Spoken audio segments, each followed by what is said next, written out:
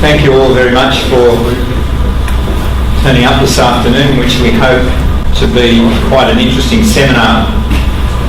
The seminar arose from the Research Advisory Committee of the Farm Institute, which identified that there's a lot of discussion about productivity and the fact that it's certainly needed in the agriculture sector, but not much talk about how that might happen or what the technologies are that provide the best opportunities to achieve that.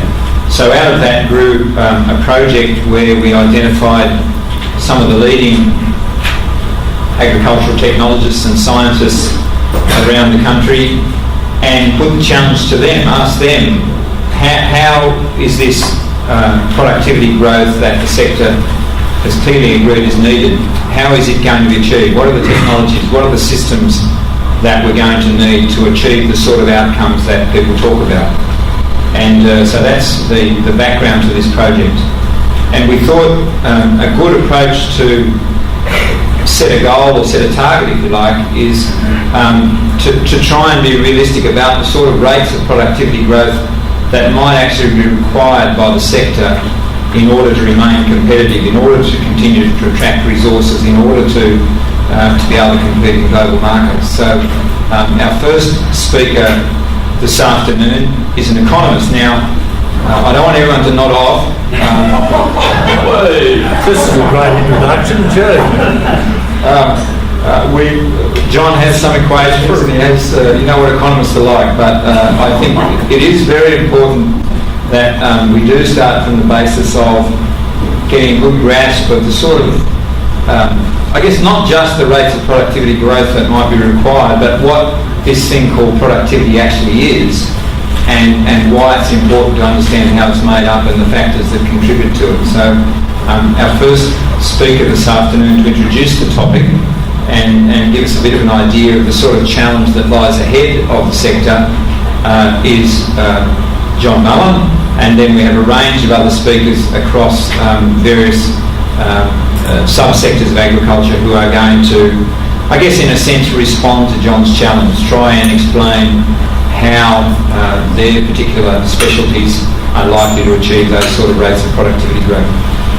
So I'll start off with John Mullen, who's going to talk to us about the scale of the challenge and what productivity is all about, and then we'll follow on with those other discussions. And then at the end of it, we'll have an opportunity for interaction via a panel session. So please welcome our first speaker, John Mullen.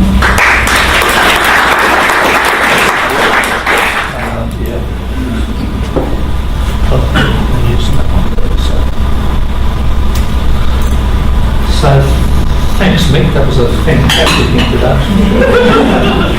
In fact, I'm quite happy not to talk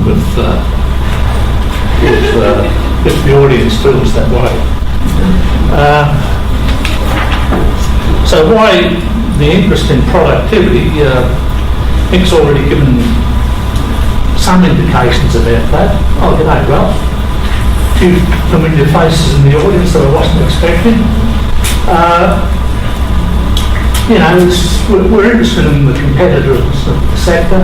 Competitiveness is a widely abused term, a bit like sustainability, but it's about the ability of agriculture to compete with resources, with other sectors of the economy and with other agricultures in other economies. And we're also interested in productivity, particularly because it contributes to profitability. Now this is a graph that shows a little bit about the importance of total factor productivity. The top, I haven't got a pointer, at the top of those lines, that's the real value of agricultural production in Australia since 1953. Does that work? Yeah. So the tops of that is the real value of agricultural production. What surprised me a little bit is it's only since 93 to 94 that it's consistently been above $40 billion. And in those 10 years we had a run of bad seasons, so there's a few surprising features to this picture. These blue bars That's what the real value of agricultural production in Australia would have been had there been no productivity growth. And it's based on an assumption that productivity growth has grown at the rate of 2% a year. So in this year, 2009, 70% of the value of agricultural production in that year is the result of productivity growth at the rate of 2% since 1953. There we go. Gee, I'm getting good at this, Nick. That's for all agriculture, right? I'd spent a fair bit of time talking about broadacre agriculture. That's for all agriculture, that graph. Prospects for competitiveness. I was hoping that Mick would say... Can everyone hear me, by the way? That Mick would say something about this, but on the bright side, some of those things, this is the stuff out of the papers. We've got the relatively strong agricultural prices. People are more concerned about price spikes than price declines, it seems. Strong economic growth in Asia in terms of income and population. We've had a run of relatively good seasons. On the pessimistic side, we're worried about the dollar, we're worried about the strength of the mining sector, we're worried about declining investment in R&D. So what I want to do is talk about what TFP is and what are the drivers of total factor productivity, what's been the historical record, what are the things that explain TFP, what are the things that cause TFP, prospects for productivity growth in other sectors, because as I mentioned, it's this relative performance that's important, the role of agricultural R&D. So what's total factor productivity? It's the change in outputs divided by the change in inputs. Okay, so is that too difficult an equation for you? Q over X? But some of you would, you can talk about that in terms of a wheat yield. Q is the volume of wheat we produce and X is the number of acres. That's wheat yield. But that's not a very good indicator of productivity, because we know that by changing fertilisers or by changing water, something different from land, we change productivity. It's only a partial measure. So I'm trying to get the distinction here between partial measures of productivity and total measures. So Q is all outputs divided by all inputs. And if we went to the wheat enterprise, we could still have Q as being all wheat and X being all inputs into wheat growing, and it's still not a very good measure, because we know that we can do other things on the farm, most Australian farms, like introduce break crops or lucerne or canola or something. We can do those things without changing X, and it's going to change productivity. So Q over all inputs in wheat is still not a good measure of productivity. Total factor productivity is the ratio of all outputs to all inputs on a farm. Okay? So that's what we mean. All these other measures are partial measures. I just want to see if that's all I want to say there. So this is the number. So it's bundles of inputs and bundles of outputs. This is the way ABARE present their total factor productivity numbers. It's based on their farm survey data, and they measure all inputs and the outputs on the farm. And when they talk about productivity, TFP for broadacre agriculture, and they've got another survey for dairy, but they're the only two industries they cover routinely.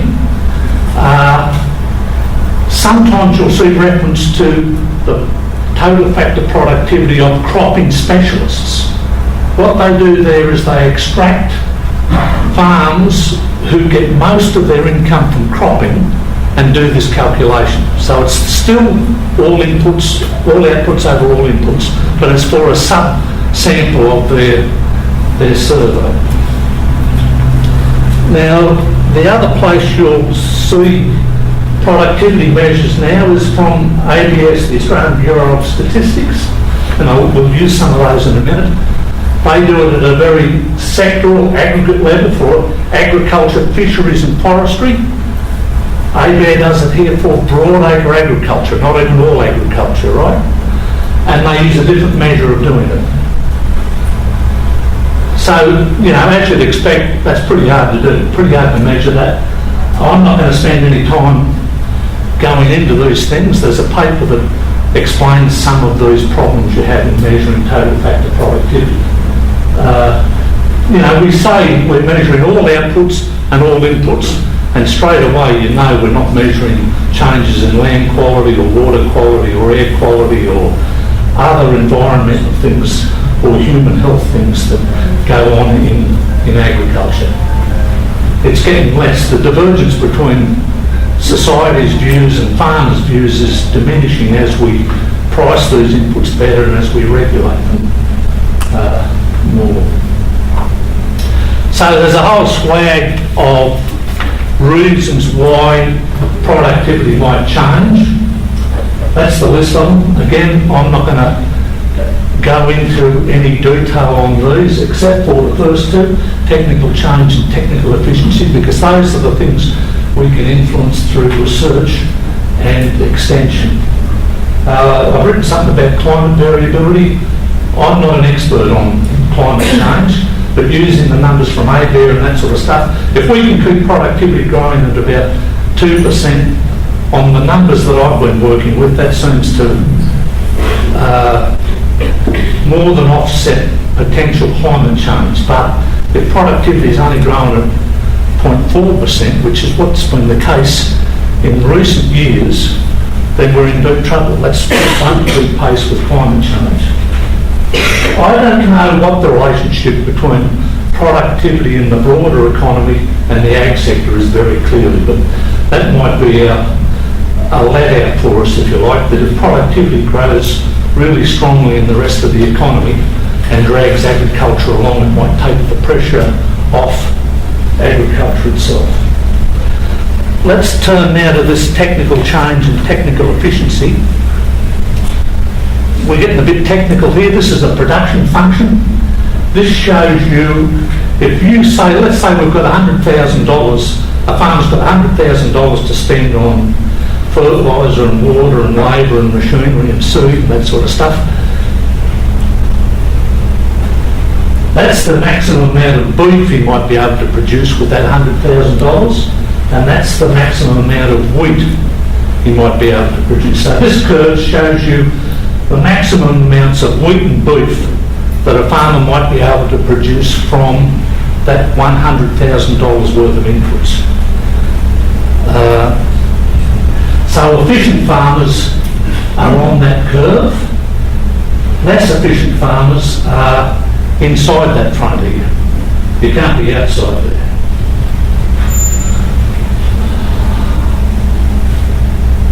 When you have new technologies coming in, technical change driven by R&D, that frontier drifts out. So that for $100,000,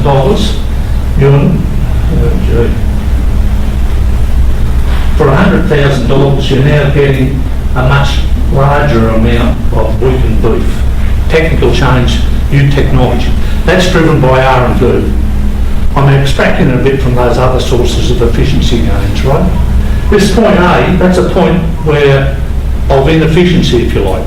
The farmer could get from here to there without using any more inputs at all. That's driven by, that's subject to extension. That's what we do extension for, to take farmers from there to there. Now, the latest ABARE stuff says that farmers in Australia are pretty efficient, that most of them are pretty close to this frontier once you adjust for climate variability. How am I going for time, Mick?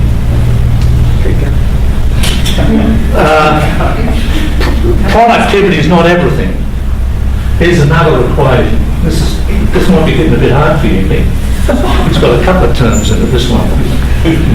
Profitability is revenue here, P by Q, that's price of wheat, quantity of wheat, over price of fertiliser by the quantity of fertiliser. Revenue over costs. You can break that down. This bit here That's just a price ratio. That's the terms of trade. We always talk about what's happening to the terms of trade in agriculture. That's what that is. The other bit, Q over X, as we just saw, is productivity. Okay? So profitability is a function of the terms of trade and productivity, not just... The only time you're going to get a one-to-one correspondence between productivity and profitability is when the terms of trade are not changing. And what we've been seeing is productivity's been increasing, terms of trade has offset that to some degree. Okay? So we've got to be concerned about the terms of trade as well. Where am I up to there?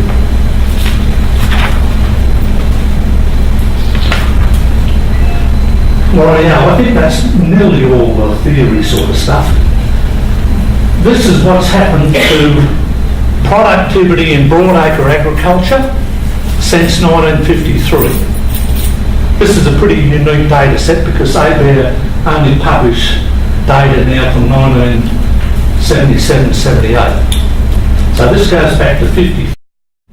Over that long period, productivity has grown at the rate of, I think it's 1.9% a year. Now that's just for broadacre agriculture, remember? But you can see here, you can see how variable it is.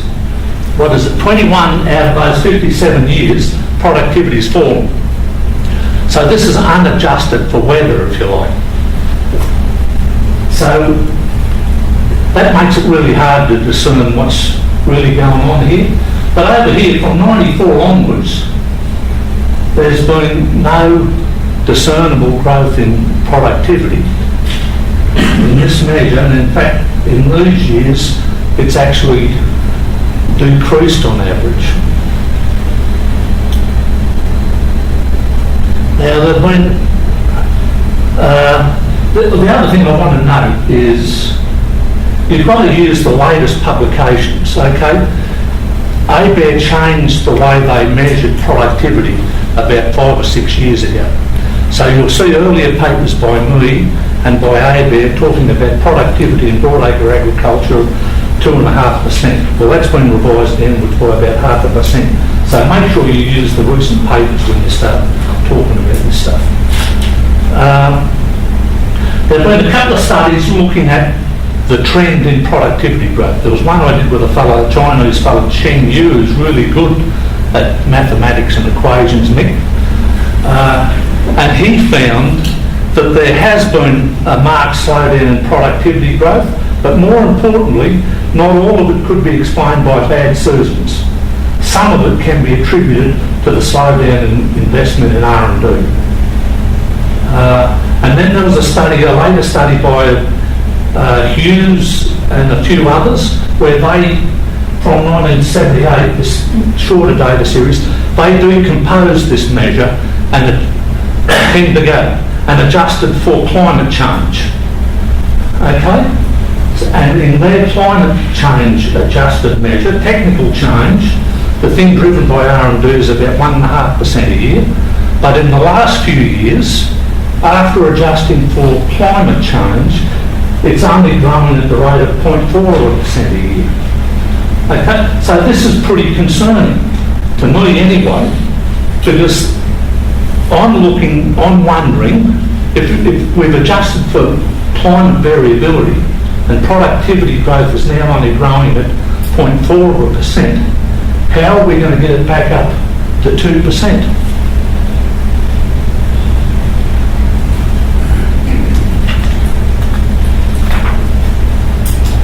Here's what's happening to the terms of trade. You know, as I mentioned, that little equation we had, profitability equals the terms of trade times profitability.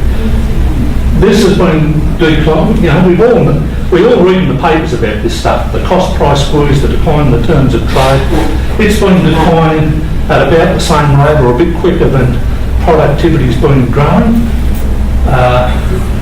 Whoops. I'm not much good at this thing. But, you know, we ought to exercise a little bit of caution here. For the last 20 years, there's been very little trend in the terms of trade. It's not declining inexorably. That's in this period here, it's only fallen by about 1% or a bit less. Up here, it's declining by greater than 2%.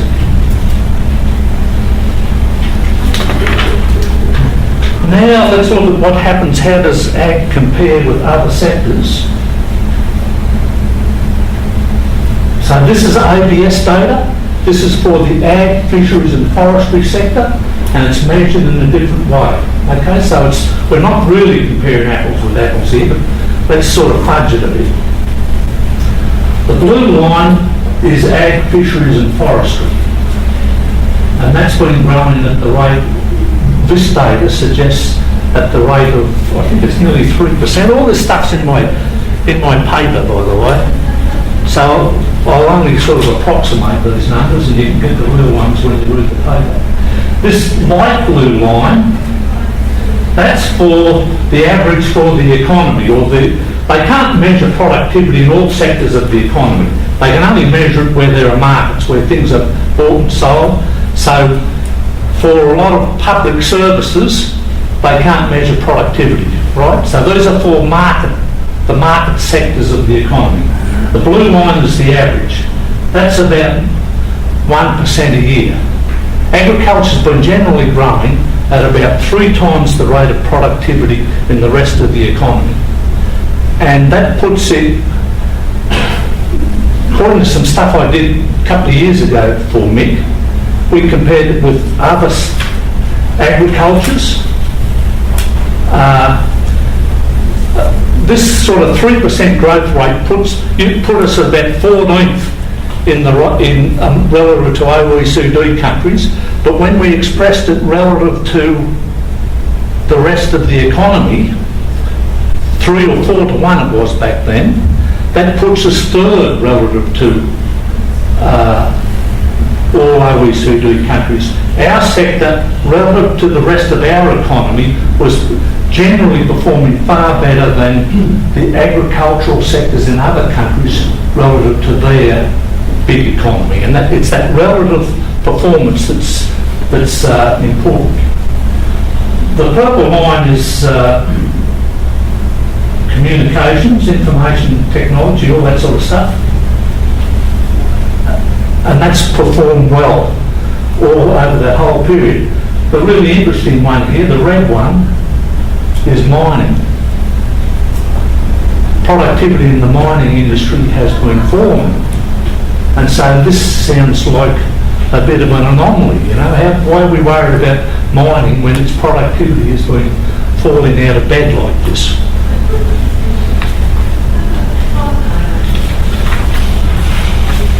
So I'll get to that in a minute, but I'm concerned about this, that productivity in the ag, fisheries and forestry section, according to this measure, is still growing strongly, whereas that broadacre measure I gave you shows it's fallen. Now, part of it can be no doubt explained because broadacre agriculture only accounts for 50% of agricultural production these days. So maybe productivity in the non-broadacre sectors growing very strongly. It has to be growing very strongly to give you this. But I'm a bit concerned. I think this has got to be reconciled by ABS and ABARE to just check that those numbers are right. Rightio, so we've got this situation where the mining sector productivity is falling, and yet the sector has grown as a share of the economy. It's grown 3.7 times since 1975, and the ag sector's only grown 2.4 times. And so I think this is another equation there. So this is just a rerun of that last one I put up. So the profitability so across the top it's the same one. Profitability of ag equals TFP times the terms of trade. I've made it relative to the mining sector now. A for ag, M for mining. So So the relative profitability of agriculture relative to the mining sector depends on relative productivity growth and relative trends in prices. We just saw the productivity growth is in ag's favour, but we all know that prices for minerals and that sort of stuff have been sky high. So the last few years, this term here has dominated the productivity story, and the profitability of the mining sector has risen strongly, and the size of the sector has risen strongly. So what happens into the future? Well, according to the World Bank, after 2025, they expect coal prices to fall by 20% and iron ore prices to fall by 27%, and they expect the price of wheat to fall by only 16% and meat by 14%. So these are forecasting real declines in prices out to 2025 for most commodities, but seemingly ag prices aren't going to fall as much as minerals prices. I looked at this about 6 months ago, so whether things have changed much in that time, I don't know. So those, by the way, just to note that they're projecting real ag prices to fall.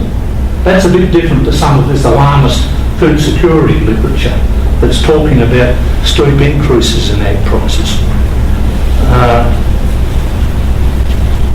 And so what do we expect to happen here? So according to the World Bank, this term here will probably improve for agriculture relative to mining. What's going to happen here, mining productivity has been very low, but I think that's only a short-term phenomenon. I think now that this investment boom has steadied, I think what you'll see now is mining productivity is going to rise quite strongly. So it's very important that we keep this number up if we're going to maintain the competitiveness of agriculture relative to mining. Let's turn to R&D and what effect it has on, I'll have to be quick, what effect it has on productivity growth. Even the Productivity Commission now accepts that the rates of return to agricultural research are high, whether these studies are done at an aggregate level or at a project level. Rates of return are high, the lags are very long. So despite all this evidence of high rates of return, which suggests that there's continuing underinvestment in agricultural R&D, we see public levels of investment in R&D falling quite precipitously. And this is my data set back to 1953. You can see strong growth here. Since the early 70s, there's been almost no real growth. These are in real dollars. In fact, now it's down below $700 million. This is for R&D in production agriculture. No fisheries and forestry, no processing research. It includes its investment by public institutions, and it includes the money put in by producers in the form of, from the RDCs. Okay, that's what that number is. That's why it's different from some other numbers you see around. But this is for production agriculture. So there's been no growth there. In fact, that's a pretty savage drop in recent years. This purple line is a thing called research intensity. It is R&D investment over the size of the ag sector, so agricultural GDP. Okay, it was up about 5%, now down to about 3%. We were leading the pack up here, now we're back down with the pack relative to OECD countries. Let's keep going on here. What else did I have to say? So, what we were saying before this slowdown, according to Sheng Yu and myself and Hughes, this slowdown back here is now being reflected in the slowdown in productivity growth. It's taken 20 or 30 years for those effects to work through the system, and we're now paying the price for this slowdown. Sheng Yu did another little thing in his paper. He looked at some scenarios whereby we increase this research intensity back up to here. If you get back to 5%, then sometime out in the future, in about 15 years' time, you start approaching 2% productivity growth again. So that's what we've got to do to get back to 2% productivity growth. We've got to increase our investment up to about this level, which in real dollar terms means that blue line's got to be above that 1 billion mark. So conclusions, profitability depends on productivity, but also on these terms of trade. We've got to be aware of that. It's relative performance that matters. Ag's performance relative to the rest of the economy, and that relative performance in Australia relative to the relative performance in America or China or Brazil or wherever. It seems to me that we need to abduct mixed challenge of trying to project what we need, but to stay, it seems that 2% worked in the past, and I'm saying it will probably work again in the future. So we need 2% growth. We're well under 1% at the moment. Strong evidence that decline in R&D investment has led to this poor performance. So we need to return to research intensity of about 5% of our GDP. Thanks, folks.